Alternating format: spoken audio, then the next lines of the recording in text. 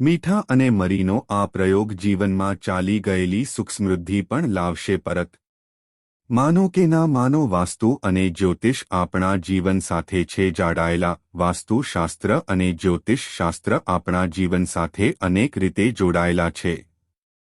Positive ઉર્જા વધારવી અને નેગેટિવ ઉર્જાને દૂર કરવી, હટાવવી એ વાસ્તુશાસ્ત્રનો મુખ્ય સિદ્ધાંત છે. કેટલીક વસ્તુઓ થકી નકારાત્મક ઉર્જાને આપણે દૂર કરી શકીએ છીએ અને સકારાત્મક ઉર્જાને વધારે ફેલાવી શકીએ છીએ. મીઠું, સોલ્ટ અને કાળા મરી, જેને હિન્દીમાં કાલી મિર્ચ કહે છે, તેને લગતા કેટલાક ઉપાયો અહીં આપ્યા છે. આ પ્રયોગો દ્વારા ઘરમાં સુખ અને સમૃદ્ધિ આવે છે અને ટકી રહે છે. વાસ્તુશાસ્ત્ર અને જ્યોતિષશાસ્ત્ર એવી અનેક બાબતોનો નિર્દેશ કરે છે જે વ્યક્તિને સરળતાથી મળી શકે, તેને માટે સરળતાથી ઉપલબ્ધ હોય.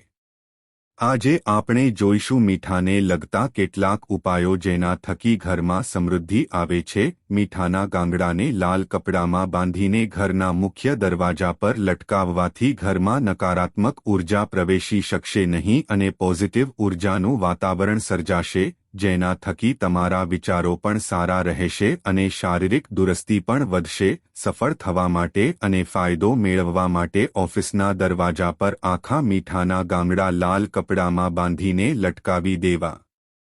એ જ રીતે તેને તિજોરીના દરવાજા પર પણ તેને લટકાવી શકાય છે.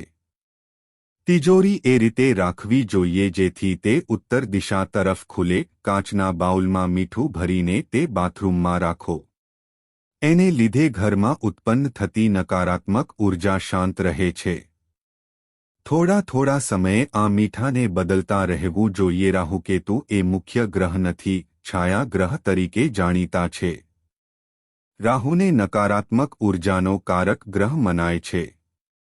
મીઠું અને કાચ બંને રાહુ સાથે જોડાયેલી વસ્તુઓ છે. આ બંને વસ્તુ સાથે રાખવાથી નકારાત્મકતાની અસર ઘટે છે અને સકારાત્મકતા અસર વધે છે. આપણે ત્યાં નકારાત્મક ઉર્જાની નજર પણ લાગે છે. નકારાત્મક ઉર્જાનું પ્રમાણ કોઈ વ્યક્તિ પર વધી જાય તો એ વ્યક્તિને નજર લાગી હોય માનવામાં આવે છે.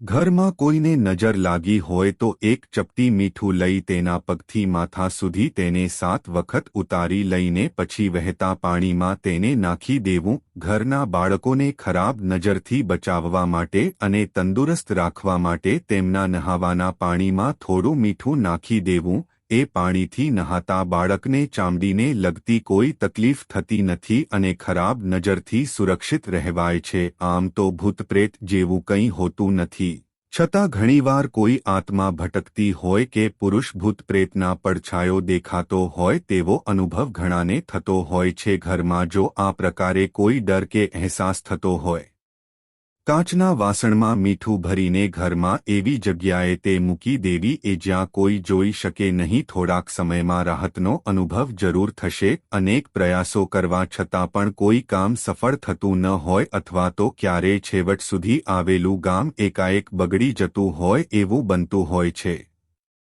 ક્યારેક એકાએક નોકરી છોડી દેવી પણ પડતી હોય છે કે ક્યારેક ઓચિંતી આર્થિક મુશ્કેલી પણ આવી જતી હોય છે. આવા પ્રકારની મુશ્કેલીઓ જો તમને સતાવતી હોય તો મરિયા એટલે કે કાલી મિર્ચના કેટલાક ટુચકા કરવાથી જરૂર ફાયદો થઈ શકે છે. માત્ર મુશ્કેલીઓ દૂર થતી નથી, આર્થિક સ્થિતિ પણ સુધરે છે. આ પ્રયોગો ઘણા રસપ્રદ છે. જો તમારું કામ કાયમ બગડતું હોય કે નિષ્ફળતા મળતી હોય તો ઘરમાંથી બહાર નીકળતી વખતે મુખ્ય દરવાજા પાસે મરીના થોડા દામા મૂકવા. તેના પર પગ મૂકીને કામ માટે ઘરની બહાર જવાથી તમારા પ્રયાસોને જલ્દી સફળતા જરૂર મળી જશે. ઘરમાંથી નકારાત્મક ઉર્જા દૂર કરવા માટે દીવો પ્રગટાવીને તેમાં થોડો મરીનો પાવડર નાખીને કોઈની નજર ન પડે એવા સ્થળે ઘરના કોઈ ખૂણામાં મૂકી દો. તેને કારણે ઘર પર કોઈની ખરાબ નજર પડશે નહીં અને ઘરમાંથી નકારાત્મક ઉર્જા દૂર થશે. કાલી મિર્ચ એટલે કે મરીને શનિ ગ્રહનો કારક ગણવામાં આવે છે.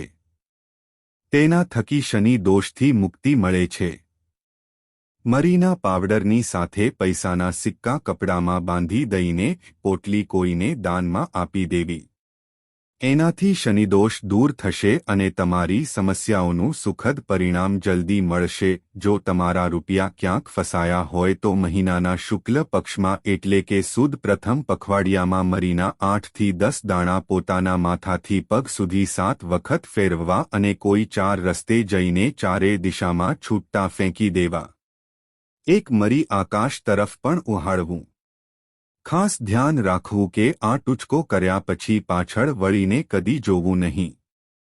તમારા ફસાયેલા રૂપિયા પાછા આવવાની સંભાવના આ નુસ્ખાથી વધી જશે. મિત્રો, વિડિયો સારો લાગ્યો હોય તો ચેનલને લાઇક કરી સબસ્ક્રાઇબ કરવા વિનંતી. આભાર. રાધે રાધે.